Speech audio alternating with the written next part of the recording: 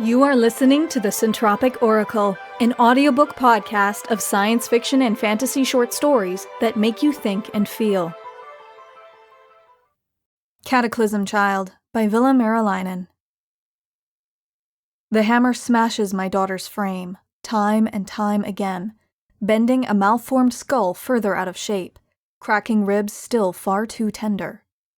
The metal skeleton eats each blow, flinching only from force. What hasn't lived yet cannot hurt. My face is wet. Sorrow, anger, and emotionless perspiration all taste the same as they roll in beads onto cracked lips, drawn out by the forge's heat and the weight of the tool and the task at hand. There is too much silver in her, too soft to enclose and secure everything she must hold. When the furnace turns wan with hunger, the hammer thuds from my grip, and my rage at failure subsides.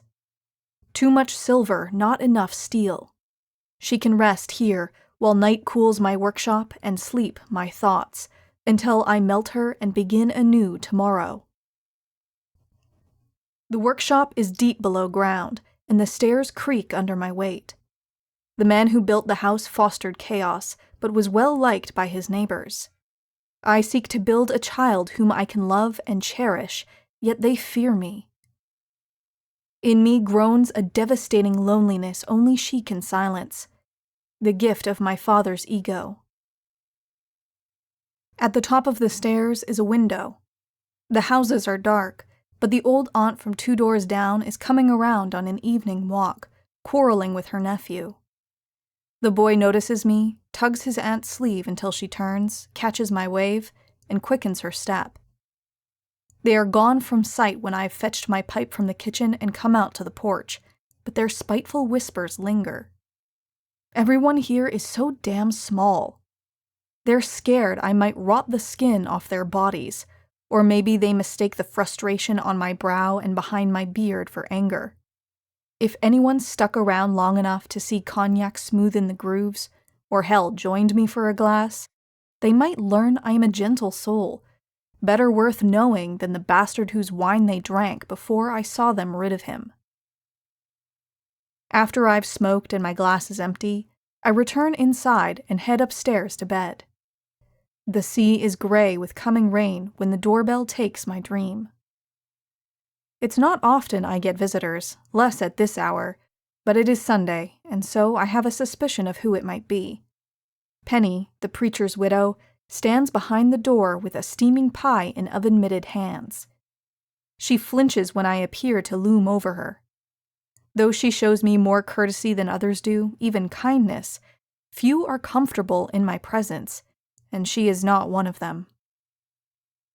Still, she puts on a smile braver than necessary and says, "Good morning, Jack. Would you care to keep me some company?"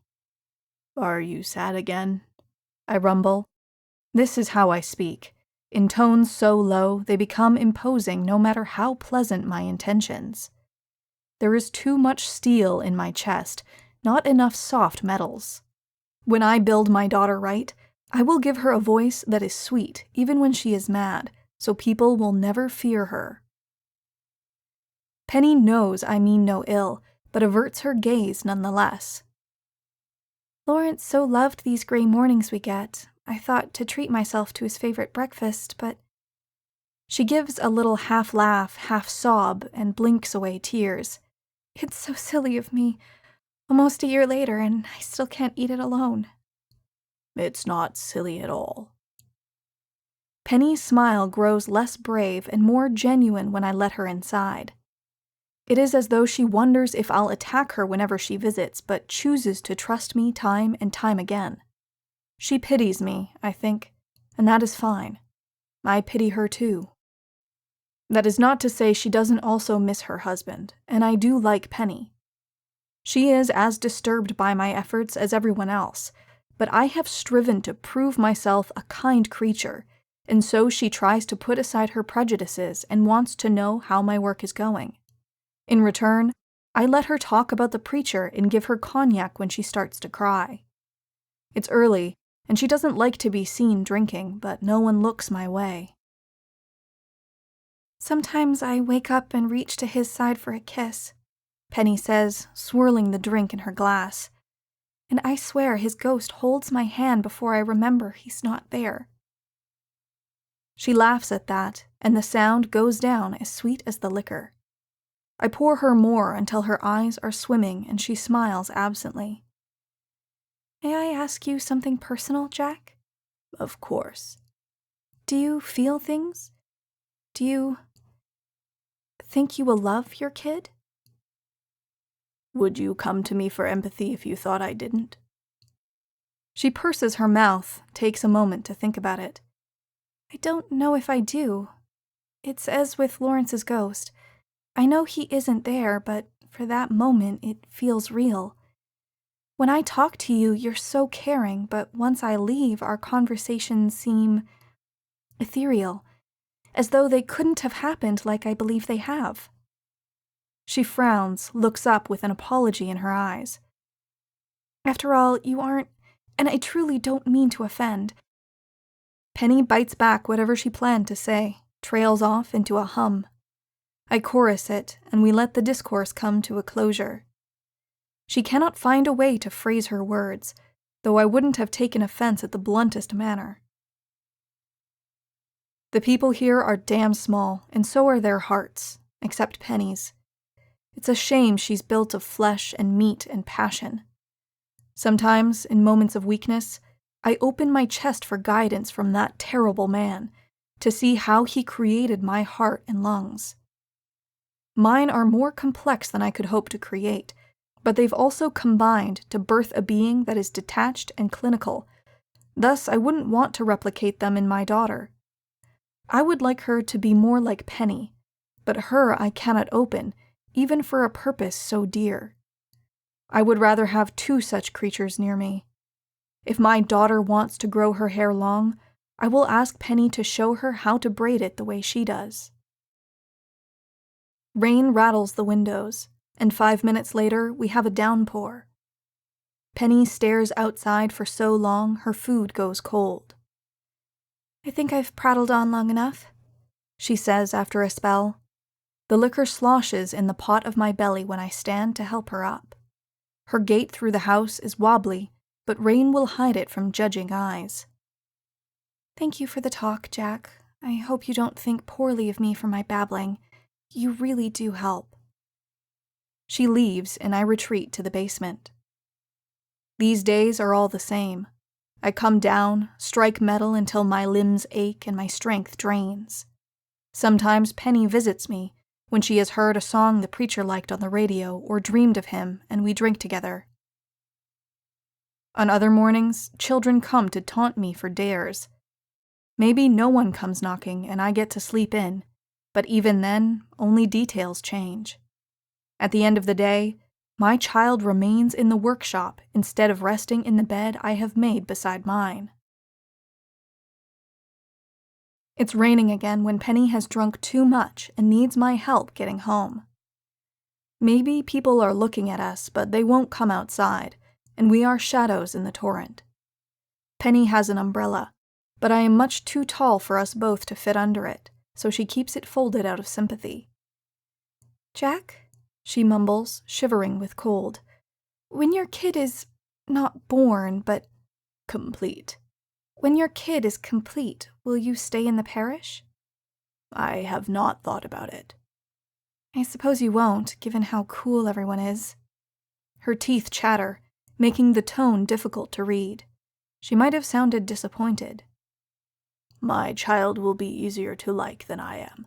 She will be small, like you are, can smile and laugh. Are you skilled enough? I don't want to be rude, but Otto was a genius, and you can do neither. Father didn't care what you thought of me. She looks up at me, winces when a raindrop gets in her eye. It's strange you still call him that. He gave me no choice. I may not hate you anymore, but I cannot stop loving him. Penny's gaze falls onto the puddles at our feet. Will you make your kid think of you the same way? She curls her lip to suck on it. The gesture of uncertainty tags another question to her voiced ones. Will I make her think of me as I do of my father, and of them as I used to? She will be dearer to me than father ever was, but I will let her think for herself. Penny muses on my answer until we come to her house by the church. What if she won't see all the good in you? Then I hope she sees it in someone else. Why should you not build a wife? Then you would know your love will always echo in another heart. I may not be skilled enough to create a child. An adult would be impossible. I see. She unlocks the door and turns. Would you like to come inside for a minute? I'll light up the hearth so you can dry yourself until the rain stops. Are you still sad? She sighs. I do hate how quiet the house is. For a minute, then. Even with a fire, the living room is gloomy. Penny leaves to change out of her wet dress and returns bearing a tray with a tea kettle and pastries. She lays it on the carpet between us and sits, but does not look at me.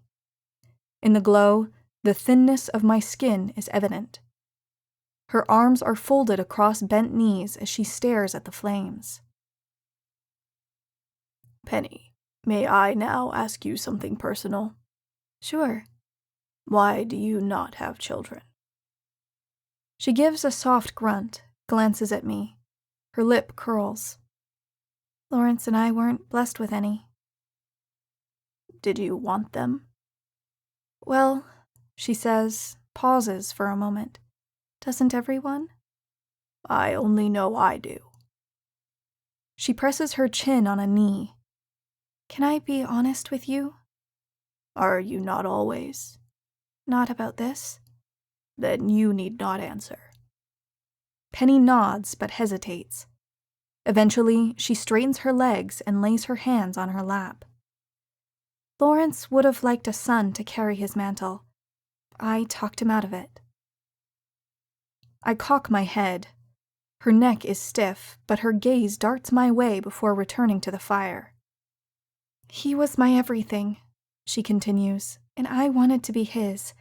If he'd had a son, I would have no longer been the most important person in his life. I digest the answer, nod. Does that make me selfish? Yes, but that doesn't make it wrong. Doesn't it? It was the one thing he asked of me, and I refused. If father had made me a wife who told me I could not have a child, I would drive her away, as I did him. The preacher stayed, and so I think he wanted you to be his everything too. Penny presses her hand on mine and whispers, "Thank you." When I'm dry and the storm calms, I make to leave. Penny remains sitting by the hearth, but appears behind me as I step outside and don my coat. Her arms are still folded, face pensive. "Jack," she says, leaning against the doorframe, "Otto wasn't a good man, but you are." I try to be. She bows her head. When she lifts it, there's no smile, but she seems somehow braver than so far. I'm afraid of you. I'm grateful for your friendship, but it's still difficult sometimes to see you as more than a metal monster. She grimaces at her choice of words. No, not a monster. Penny, I rumble, seeking a tone as patient as I can muster. You needn't be so careful. My heartbeat is the pulse of ruin. To call me a monster is apt. But it's not something friends do. Friends are honest with one another. You admit to fearing me, and you should. I carry a cataclysm inside, and were father to return and tell me to release it, I would not be able to resist him again. That, more than my body, makes me a monster. She bunches her arms tighter to hide a shiver, but keeps her gaze on me. Why did you resist him the first time? We've been nothing but vile to you. He gave me too big a heart, I suppose. I only wish he had filled it with something else. She raises a brow, gaze sliding to my chest. What if, she says with a lilt, you gave some of that ruin to your kid? That would make her a threat. I don't think it will. They say a soul is what makes one human. Lawrence thought God imbues a human shell with one, but I like to think it's a baser creation, one half from each parent as with any other piece of the human puzzle. She tilts her head. I'm not devout enough to think God had anything to do with your, completion. I trust you take no offense at that notion? Your assumption is correct. Then Otto gave you the entirety of whatever fuels you, whether you want to call it a soul or a cataclysm, yet you still became your own creature. Maybe that's what your child needs too. I cannot do that. If she were like me, you would fear her. I want her to be loved by all. Penny returns a slanted smile. It's not as though a human soul is any less dangerous. We have an easier time tolerating one another because we look alike. But truthfully, there are people even in the parish I ought to fear more than you. She scoffs. They've started saying the most awful things about me too, because I like spending time with you. Then why do you? I follow her look behind me to the crone across the street glaring at us. You deserve it, Penny continues, louder. You've been kind to me. There will come a day when I'll knock on your door without fear, without caring who sees me. I rumble a hum. I will consider your idea. And I wish you the best of luck. Bye, Jack. Before Penny closes the door, the crone shouts, Hey, Giant, did you kill the preacher so you could steal his wife? Penny shouts back, Be quiet, Marcy. That's a horrible thing to say. You saw him slip off the roof with your own 2 eyes. That big bastard might have slathered the roof with oil during the night. Ain't nothing good gonna come out of consorting with the likes of it. Penny groans, shakes her head at me, and goes inside. I walk off, ignoring the crone's distant interrogation. The next morning, after I've fired up the furnace, I leave my hammer hanging on the wall. For now, I shape only thoughts, watching the skeleton and picturing a maelstrom like mine swirling within her frame. The gift of my father responds by swelling into an ache until I cannot bear it any longer. Here it may wander. Father built this room as a haven for himself, but it now protects those outside instead. I've ensured its integrity for the very reason of having a place to unleash the cataclysm when the pressure builds up. It cannot escape the room any better than breach in.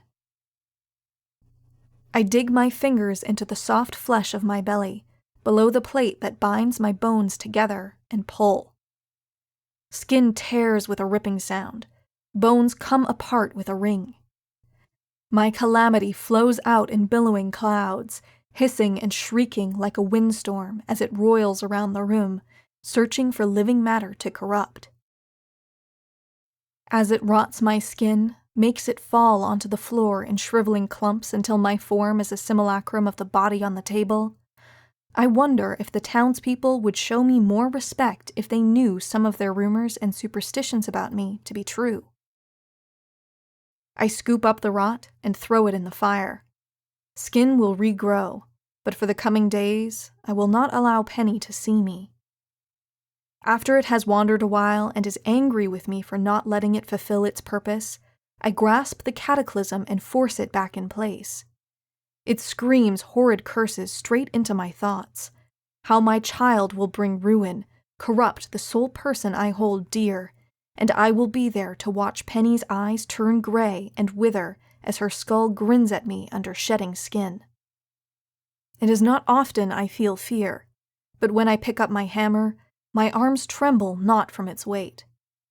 I pry loose a sliver of calamity and bring it to my anvil, hammering it from immateriality into solid form. It cries from being sunk into molten metal, entombed inside a nail-shaped coffin. That nail impales the silver heart of my child. At once, it beats. The nail melts, releasing the swirl to bounce inside its cage to the rhythm of her pulse. I may have made a terrible mistake, for it will grow there until it reaches the size of my own. For now, when I watch the skeleton rise and gaze at me, I cannot bring myself to care. She pokes at her organs held in place with wires, flinches, seizes me in a lidless stare. For a while, we only look at each other, a teary father and my curious child. She asks, "Who are you? Who am I? Where are we? What is this? What is that? Why are you big? Why am I small?" A newborn human knows nothing and gains the rudimentary knowledge required for asking questions only after it has mastered some basic abilities.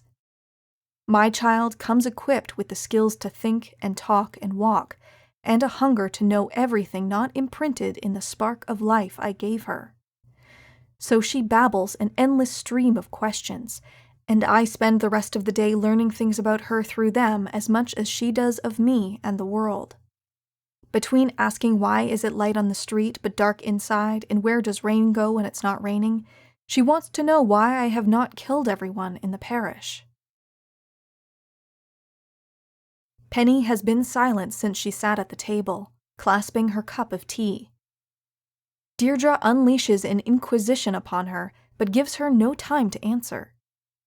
Penny is yet unused to the idiosyncrasies of my daughter, and does not know when to seize a moment to open her mouth. The girl is only quiet when she sips her drink or sleeps. Deirdre's skin has grown, covering her frame in a veil that is soft, sweet, and innocent. I've cut her hair as best I can, and though the outcome is ragged, the short cut with her delicate features gives her a fairy-like appearance. If she could keep her mouth closed, Penny would adore her. Alas, there is the matter of disturbing questions. Now that she understands basic concepts, such as why she feels lightheaded if she holds her breath, and why juice tastes nice, Deirdre has moved on to moral dilemmas. "Why should I not release my cataclysm? Why should I not stab this knife into your chest? Why does your cup shake and mine does not? Why doesn't Daddy want me to hit you?" When I fill her cup and she shuts up to suck on the straw, Deirdre smiles beatifically at the distressed Penny. A lucky accident there. I hadn't expected her to spring to life the moment I plunged in the nail, but it appears the amalgam was soft enough, or the sliver of chaos small enough, for her to form likable expressions. Even so, her sense of empathy has not developed enough. It makes the cherub's grin unnerving. After another barrage of questions, Penny stands and says, "Jack, may I speak with you in the other room?" Deirdre gets up to follow us, but I stop her with a gentle hand. "Wait here and drink your juice." "Why?" "She wishes to discuss private matters." "Why?" "Some things are not for you to hear." "Why?" I shut the door on her questions. Her muffled inquiries carry on through it. Penny paces around the living room, arms bunched. "A talkative one, that." "She troubles you." Chewing her lip, Penny nods. "Did you wonder about the things she does when you were a child?" "I still do." "Oh." "She's cleverer than me. Maybe she'll come to teach me one day." Penny turns for a look at the window. Neighbors prowl in the yard, stalking Deirdre. They fear her more than Penny does, so much they would ogle openly instead of running away like they do with me. "I have to wonder again if it's a good idea for you to stay." "This is my home." "With your task complete, what do you have left here? There must be someplace else for you to live, where people leave you be." Once Deirdre understands why they are scared of her, she can dispel those fears. They will come to care for her.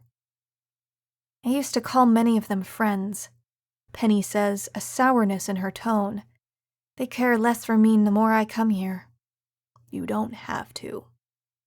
She gives a half smile. "Suppose I don't, now you've Deirdre for company. Maybe I should find some of my own." "Have you considered leaving?" Penny sits in the armchair, slumps over with her head resting on fists. You know, I've been thinking about it. I'd hate to abandon the house, but it's too big for me to live in alone, and the ghost seems to be visiting more frequently. You'd think it would make me less lonely, but I only miss Lawrence that much more. Daddy, Deirdre says, hanging onto the door handle so that she swings back and forth against it. I don't like how the people in the yard stare at me. Do people stare everywhere? I don't think so. We should go someplace they don't.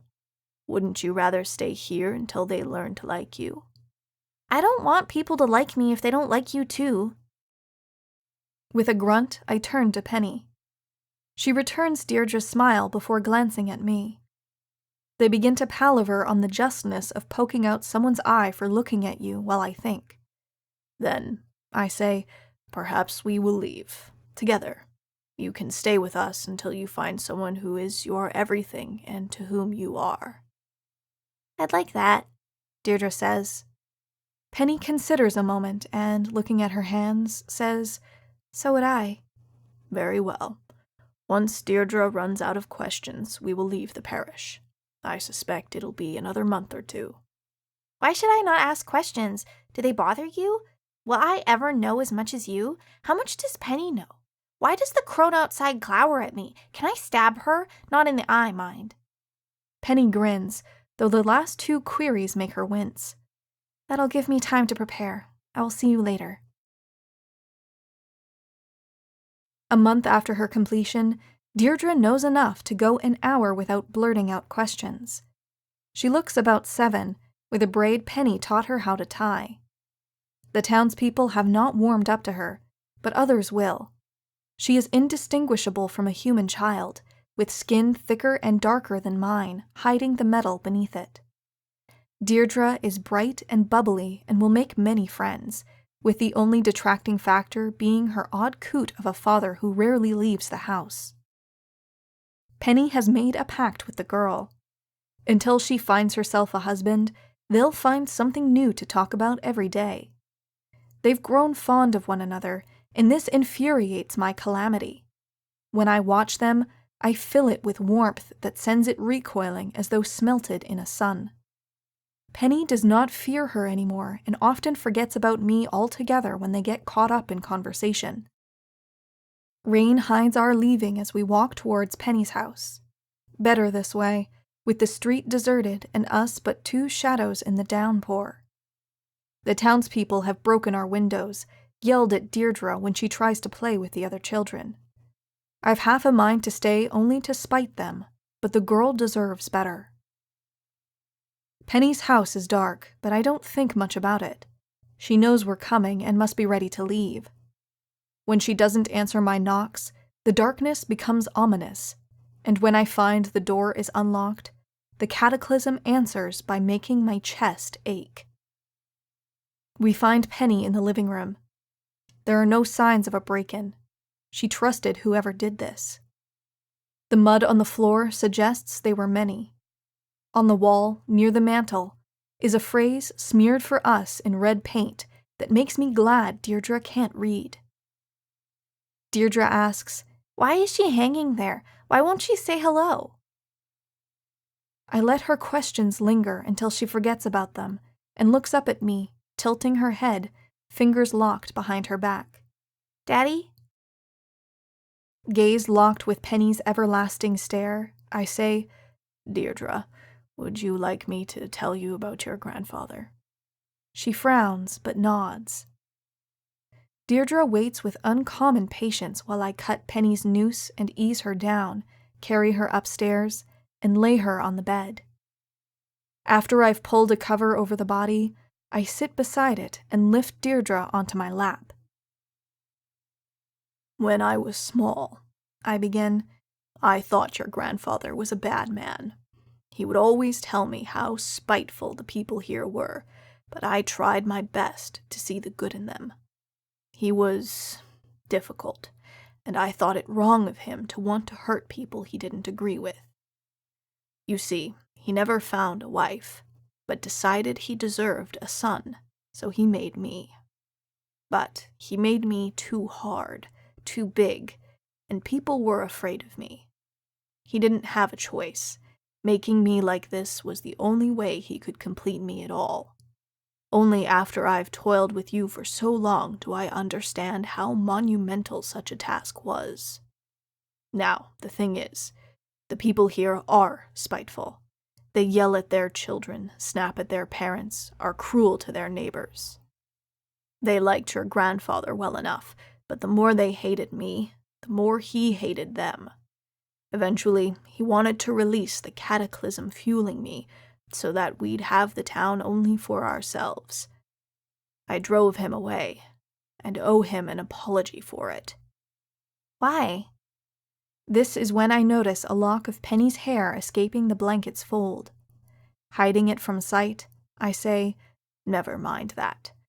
Now, Deirdre, would you like me to show you how to open your chest? She doesn't answer. I turn from Penny to find the girl shying from me. Deirdre? She folds one leg over the other and swings them back and forth, sucking her lip, making a hesitant sound. It's okay. It won't hurt, I say. She looks at me with the same embarrassed eyes as when she broke a jar, shakes her head. No? Why not? You'll think I'm stupid. I won't. She leans against me. I'm too scared. You don't have to be, ever again. We'll be the only ones left in the parish. I think we should run away instead, right now. Deirdre, do you not understand what they've done? They've hurt Penny, hurt her dearly. We can do the same to them. She shakes her head more vigorously. Deirdre. Penny used to think monsters lived in the village, but then she learned they were kind, and that's why I shouldn't judge people even if they're a little different. She looks up, eyes growing wet. I flinch with surprise. The girl has never wept before. Her speech quickens as sobs pervade it. But she was wrong. They weren't kind at all. Granddaddy saw it, and Penny must have too, and that's why she wanted to run away with us, and that's why. She swallows hard, swings her gaze between Penny's body and me. That's why the monsters killed her, didn't they? Is that what's wrong with her? Is she dead? Stroking her hair, I say, Yes, Deirdre. She breaks, and it takes all my resolve not to rip open the bones trapping the roaring cataclysm. Please, Daddy, she whispers, a chilling hardness beneath the sorrow. Can't we go? They'll rot on their own without us, when we take away what little goodness they didn't. My sigh rolls out with the sound of thunder, an echo of the vociferation within. I drop Deirdre off my lap to lift the body. Very well. Are you bringing her with us?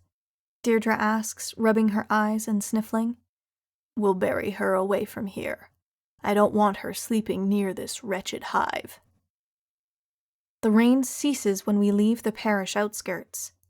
Penny's wrappings still drip after we've dug her a grave, far down the road where we can't see the houses anymore.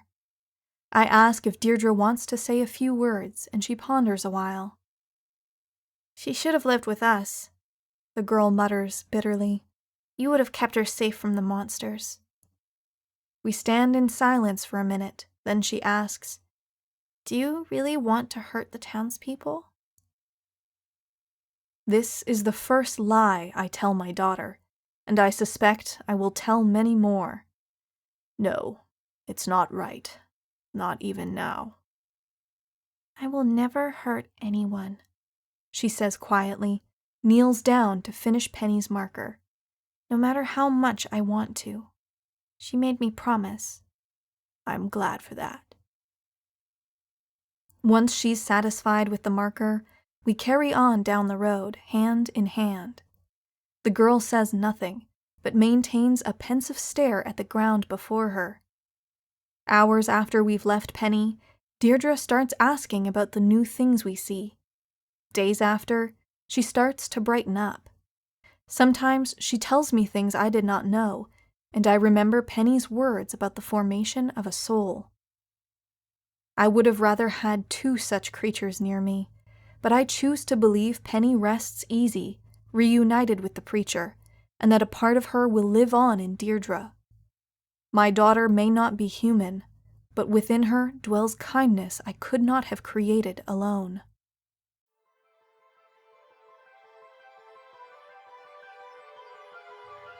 We hope you enjoyed Cataclysm Child by Ville Meriläinen, read by Larissa Thompson. If you'd like to learn more about the author and narrator of this story, or make a donation to them, follow the story page link in the description. Pledge your support to us on Patreon for cool rewards and to help us bring you more stories. If you would like to submit a story for consideration or apply to be a narrator, a link to our submission guidelines is in the description.